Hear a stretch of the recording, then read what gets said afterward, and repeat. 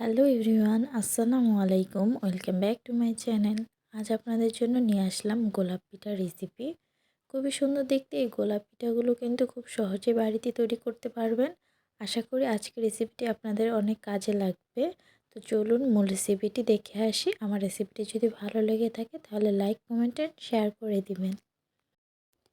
প্রথমে এখানে আমি 2টা ডিম নিয়ে নিচ্ছি, আর ডিমগুলো অবশ্যই রুম টেম্পারেচার থাকতে হবে। এরপর এখানে দিয়ে দেব হাফ কাপ চিনি আর হাফ চা চামচ লবণ। এখন ডিম, চিনি আর লবণ একসাথে ভালো করে মিশিয়ে নেব। চিনিটা গলে আসলে এখন এর মধ্যে 3 টেবিল চামচ তেল দিয়ে আবারও ভালো করে মিশিয়ে নেব। এরপর দিয়ে দিব 2 কাপ ময়দা।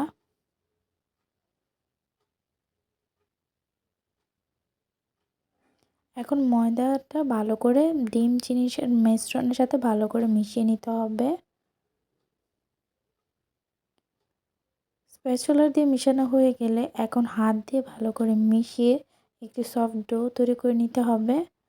আপনাদের যদি এখানে স্টিকিনেস থাকে এখানে আপনারা কিন্তু তেল অ্যাড করতে পারেন আরও। এই তো আমার ডোটা তৈরি হয়ে গেছে।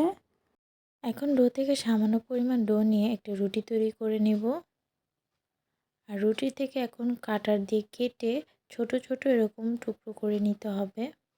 আপনারা যারা বড় করেও কেটে নিতে পারেন বা আরও ছোট করেও কেটে নিতে পারেন।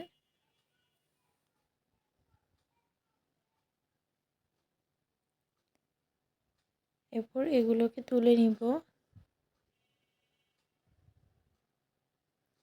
এখন 3টা ছোট ছোট রুটি একসাথে নিয়ে মাঝ বরাবর চেপে দিব। আর একটা রুটিকে আমি এভাবে কেটে নিয়েছিলাম মাঝ থেকে, সেটাকে এভাবে ঘুরিয়ে ফুলের মতো করে মাঝখানে বসিয়ে দিব। আর ছুরি দিয়ে 3 পাশে এভাবে কেটে দিব। এরপর প্রত্যেক পাশ থেকে এভাবে একটা একটা করে পাপড়ির মতো উঠিয়ে চারপাশ দিয়ে লাগিয়ে দিব। আপনারা ভিডিও দেখে আশা করি বুঝতে পারছেন কীভাবে আমি পাপড়িগুলো উঠিয়ে লাগিয়ে দিচ্ছি। এই তো গোলাপ পিঠা তৈরি হয়ে গিয়েছে। এভাবে আমি বাকিগুলো বানিয়ে নিয়েছি। এখন তেল গরম বসিয়ে রেখেছিলাম, তেলটা গরম হয়ে আসলে এর মধ্যে গোলাপ পিঠাগুলোকে দিয়ে দিব।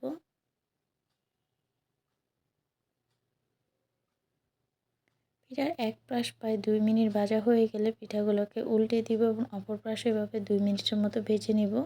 এই পিঠাগুলো ভাজতে বেশি সময় লাগে না, 4-5 মিনিট ভেজে নিলে পিঠাগুলো এরকম যখন সুন্দর কালার চলে আসবে তখন পিঠাগুলোকে নামিয়ে নিতে হবে। এই তো সুন্দর গোলাপ পিঠা তৈরি হয়ে গিয়েছে। আপনারা কিন্তু খুবই সহজে এই সুন্দর পিঠা বাড়িতে তৈরি করতে পারবেন। আশা করি আজকের ভিডিওটি আপনাদের কাছে ভালো লেগেছে। যদি ভালো লেগে থাকে তাহলে লাইক, কমেন্ট এন্ড শেয়ার করে দিবেন এবং আমার চ্যানেলটিকে সাবস্ক্রাইব করে দিবেন। আর নতুন নতুন ভিডিও পেতে আমার চ্যানেলের পাশেই থাকবেন। আল্লাহ হাফেজ।